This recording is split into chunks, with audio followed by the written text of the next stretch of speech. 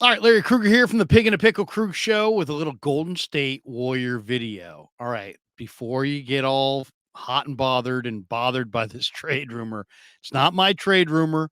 It's coming from other sources, but there's some whisper out there that the Warriors may try to pick up Chris Paul, who just went from the Suns to the Wizards, in a deal for Jordan Poole. Now, Bill Simmons and Ryan Russillo of The Ringer discussed this on Sunday. And it's funny. It's like, the Warriors have Jordan Poole on a pretty big contract, and Simmons and Russillo had a discussion that about a trade that would send Jordan Poole to the Washington Wizards in return for Chris Paul, whom, of course, the Wizards just acquired from the Phoenix Suns on Sunday as part of a trade centered around Bradley Beal. And the quote here from Bill Simmons, he says, "If you're Golden State, do you feel good about the Jordan Poole contract? Do you have Draymond Green, or you have Draymond you've got to pay? I've got Klay Thompson for $40 million. There's some Jonathan Kuminga is actually going to be good this year, Buzz. Steph Curry's contract goes up every year. Like, if I could turn Jordan Poole into a year of Chris Paul and figure out what that looks like, I think that would be really interesting to watch a true point guard play with Steph. So that's interesting. I mean, the salaries of Poole and Paul match up very closely.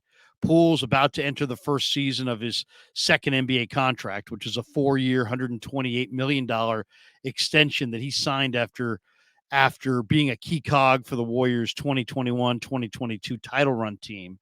And then he was disappointing this year. Paul, meanwhile, is set to earn $30.8 million next year if the Wizards don't waive him by June the 28th, in which case Washington would pay the point guard the more than $15 million fully guaranteed portion of his deal to go away, and allowing him to seek employment with a different franchise. So, it's interesting. Simmons is bullish on this idea of a 1-for-1 deal that would move Poole off the Warriors' books long term, replace him with Paul for one season, and then that gives Golden State some much needed financial flexibility in the 2024-2025 season and beyond. Russillo didn't see it as much. He says he didn't see the fit. He says, I don't think Chris Paul fits with what the Warriors want to do on offense. It's about movement, and I don't think high ball screen, pick and roll while Steph watches with Klay. I just don't think Paul's approach is exactly what the Warriors want. It's not even close. So it is interesting. The Warriors were definitely one of the teams that was rumored to have interest in Chris Paul.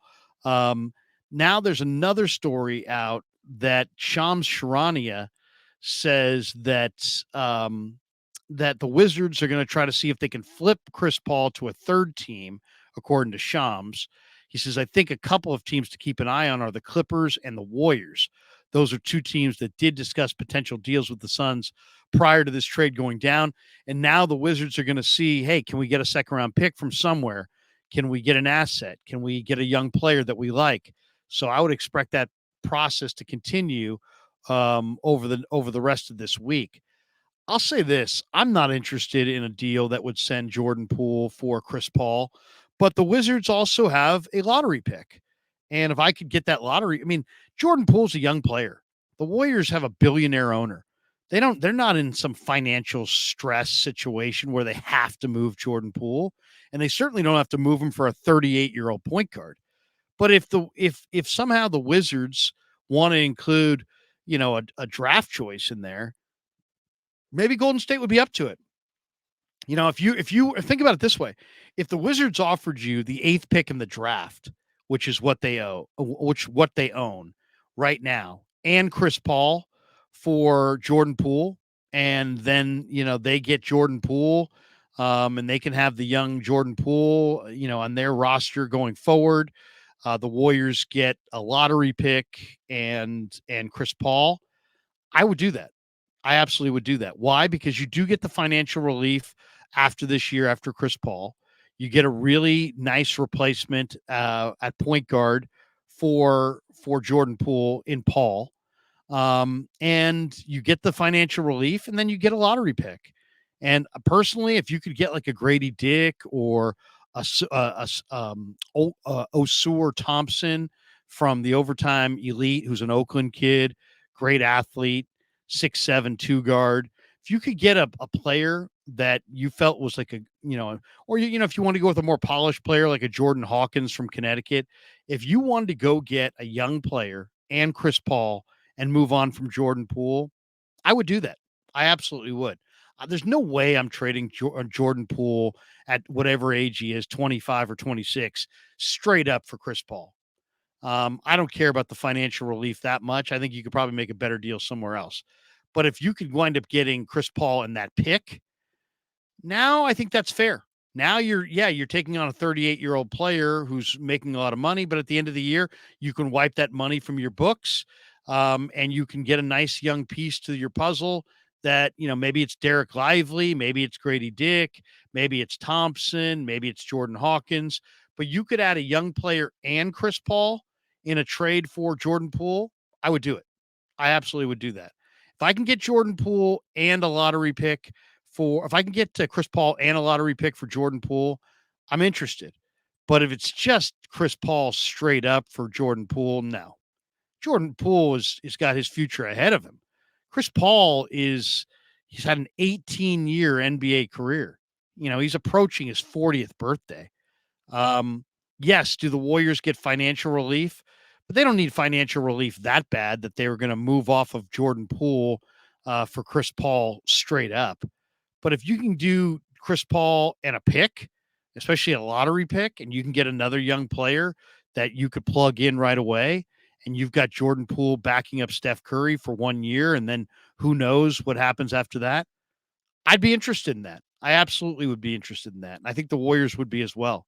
It's a hard thing to think of the Warriors going forward without Jordan Poole, because Poole's, a player that they discovered, took him 29th in the draft out of Michigan. And, he's making a ton of money partially because he's earned it. He's scored 20 a game in the NBA.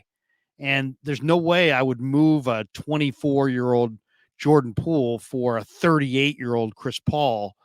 But if I can get 38-year-old Chris Paul in the 8th pick in the draft, and then maybe draft Grady Dick from Kansas, now you're adding a 6'8" excellent shooter who doesn't make a ton of money, and you're getting 1 year of Chris Paul at big dollars that he's not worth. But at the end of the year, you can wipe that money off the books and start new.